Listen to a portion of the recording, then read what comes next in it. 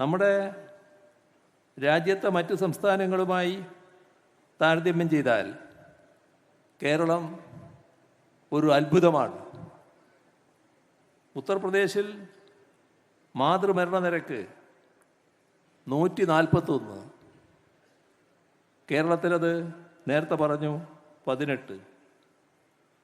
നീതി ആയോഗ് പറയുന്നു രാജ്യത്ത് ഏറ്റവും കുറഞ്ഞ ദാരിദ്ര്യം ഏറ്റവും കുറഞ്ഞ സംസ്ഥാനം കേരളമാണ് എന്ന് നീതി ആയോഗ് സാക്ഷ്യപ്പെടുത്തുന്നു. രാജ്യത്ത് 100-ൽ 11 പേർ ദരിദ്രരാണ്. കേരളത്തിൽ 200-ൽ ഒരാളെന്ന നിലക്കാണ്. നീതി ആയോഗിൻ്റെ റിപ്പോർട്ട് അനുസരിച്ച് സുസ്ഥിര വികസനത്തിലും ആരോഗ്യത്തിലും വിദ്യാഭ്യാസത്തിലും കേരളമാണ് മുന്നിട്ട് നിൽക്കുന്നത്. റിസർവ് ബാങ്ക് ഓഫ് ഇന്ത്യ ഒരു കാര്യം സാക്ഷ്യപ്പെടുത്തുകയുണ്ടായി.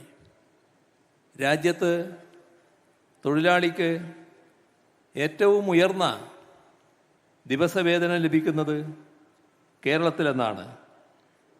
നിർമ്മാണ മേഖലയിൽ ദേശീയ ശരാശരി 362 രൂപയാണ്.